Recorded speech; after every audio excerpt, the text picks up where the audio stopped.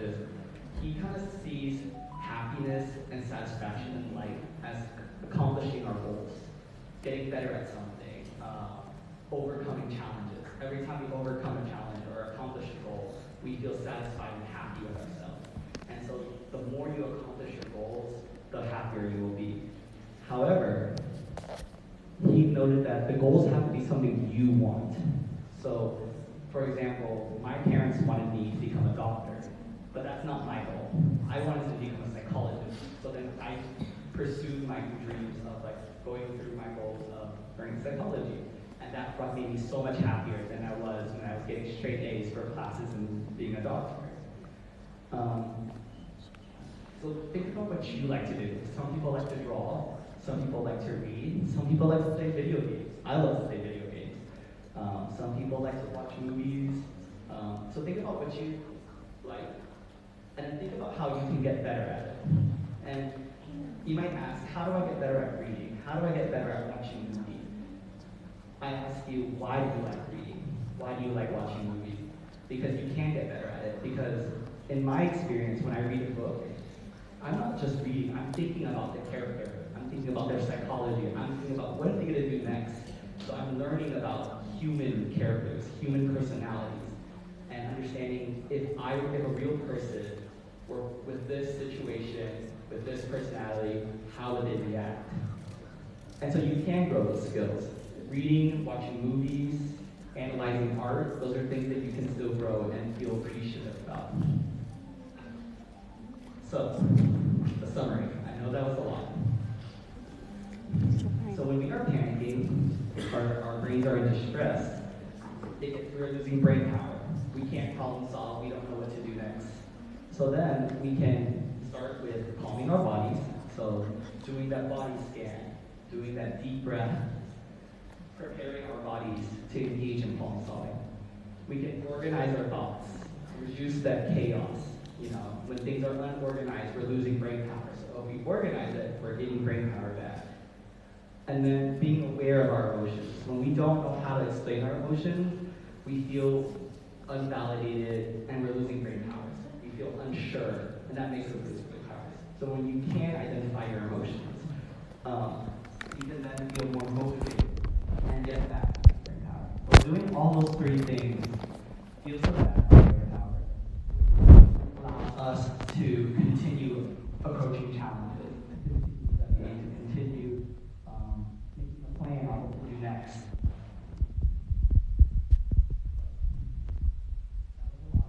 Does anyone have any questions about how to reduce that water bucket?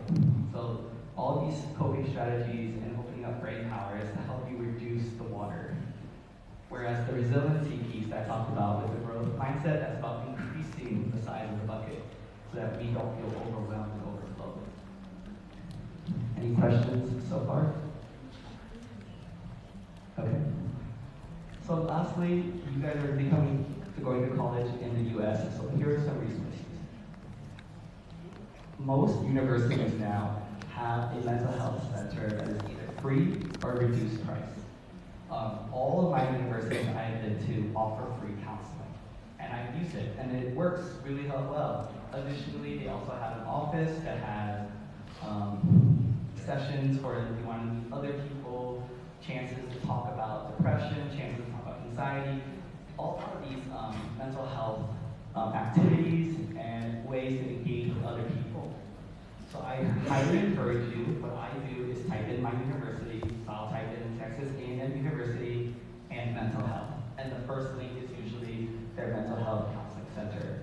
And it has a bunch of resources, how to sign up for therapy if you want to explore therapy. And with everything being that we do in therapy, everything is confidential, meaning anything you share with them, they'll keep private only to themselves. No one else is going to know unless you share that you are wanting to hurt yourself, wanting to hurt others,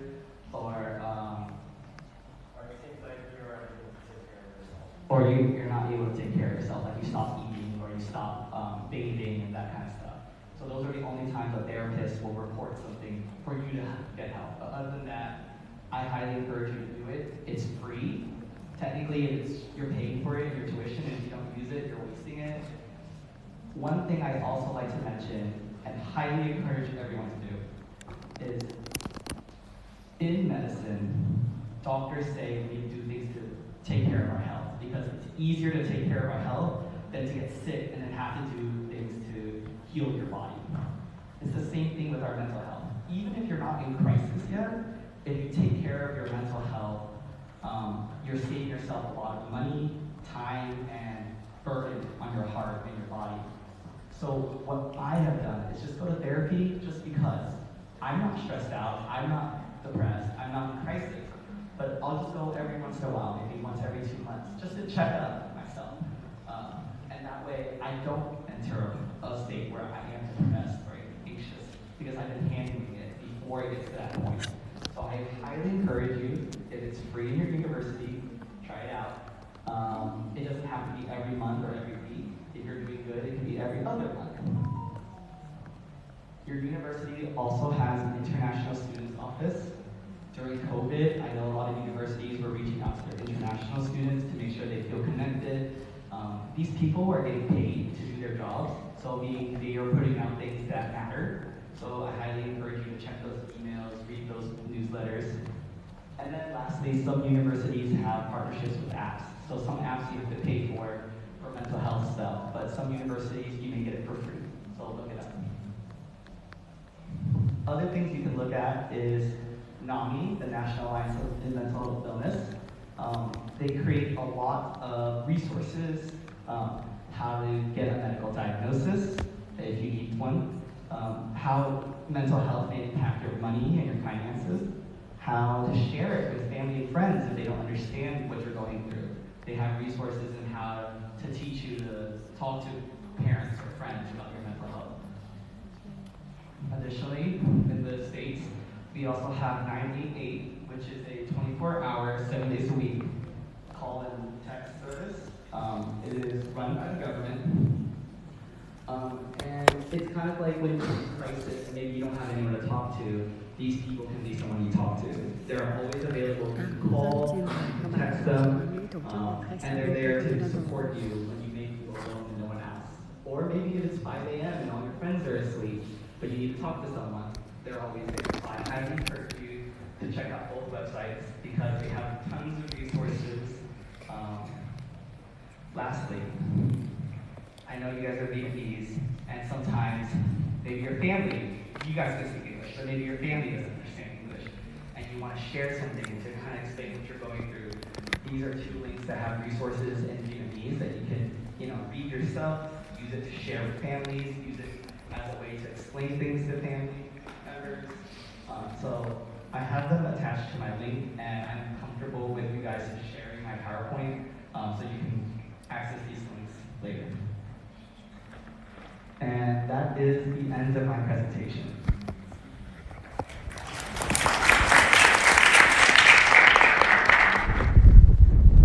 Anyone have any questions?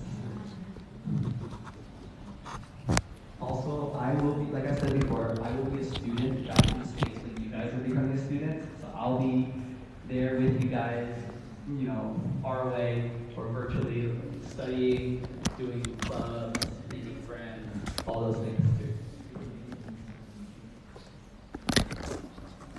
Các bạn có câu hỏi nào cho anh Chris không ạ?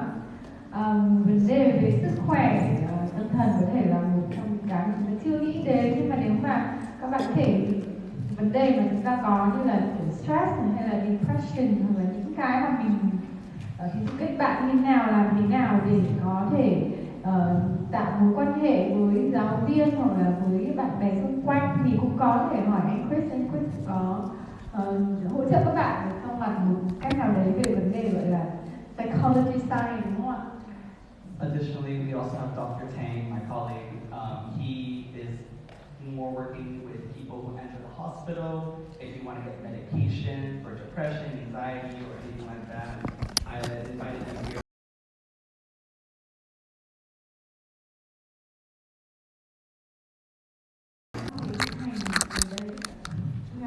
Sẽ hỗ trợ các bạn nếu mà các bạn phải vào bệnh viện hay là gặp các cái vấn đề.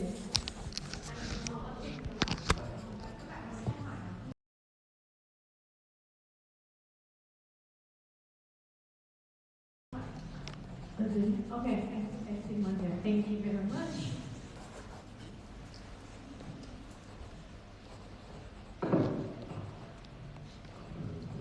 Hi, thank you. That was a really lovely presentation. I have a question regarding if you know of any resources for if a student returns home and still wants to continue their mental health and well-being with therapy, not just therapy in the States. So like resources. Yeah. I know a few colleagues who do run therapy clinics and offer counseling and those things. However, I don't have the best resources. My thought is to kind of talk to people that you know who have gone through therapy, how they approached it, going through the internet, kind of Googling what's around it. Something that I've found really helpful is if you know any professors or peers in psychology, because the professors know obviously the people in the field of the practice of therapy and counseling. But I understand that may not be everyone. For what I can tell, there are growing services. When I was in Ho Chi Minh City, the University of Đại học Nhân Văn, they just opened up a counseling center in down there, and they invited all the nearby